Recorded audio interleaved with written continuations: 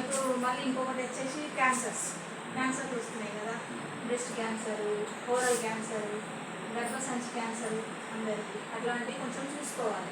ఆడవాళ్ళు కూడా మీరు కూడా అద్దంలో బ్రెస్ట్ క్యాన్సర్ కోసం గడ్డలు రాకుండా చూసుకోవాలి, టెస్టింగ్ చేసుకోవచ్చు, మీరు కూడా చేసుకోవచ్చు. అనేది తర్వాత కూడా గర్భసంచిలో ఉన్న ప్రాబ్లమ్స్ ఉన్నా, కడుపు నొప్పి వచ్చినా అట్లాంటివి ఏమైనా ఉంటే మాకు ఆపోజిట్లో ఉంటుంది కదా. అంటే షుగర్ లక్షణాలు ఎట్లా ఉంటాయంటే ఎక్కువసార్లు మూత్రం వెళ్ళడం కానీ, ఆకలి ఎక్కువ అట్లా అయినా కానీ షుగర్ మా దగ్గర షుగర్ టెస్ట్ చేసుకుంటే పొద్దున తినకముందు చేస్తాము, మళ్ళీ తిన్నాక గంటన్నరకు మళ్ళీ చేస్తాము. అట్లా మీకు అందులో షుగర్ ఉందని వస్తే మళ్ళీ ఒకసారి ఒక 4-5 రోజులు ఆగి మళ్ళీ చేస్తాము. మళ్ళీ పొద్దున మళ్ళీ తిన్న తర్వాత చేస్తాము. చేసినాక అది మీకు షుగర్ ఉందని కన్ఫర్మ్ అయిందనుకో, అయినాక గవర్నమెంట్ హాస్పిటల్కి వెళ్తే అక్కడ డాక్టర్ గారు మీకు చూసి టాబ్లెట్ రాస్తారు.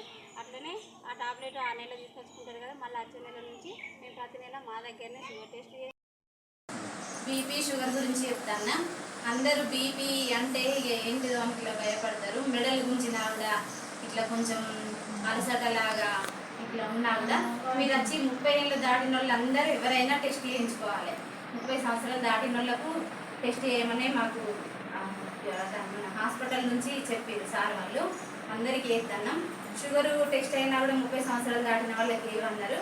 మన గవర్నమెంట్ నుంచి అన్ని మాకు మిషన్స్ ఇచ్చారు చేయడానికి. ఇట్లా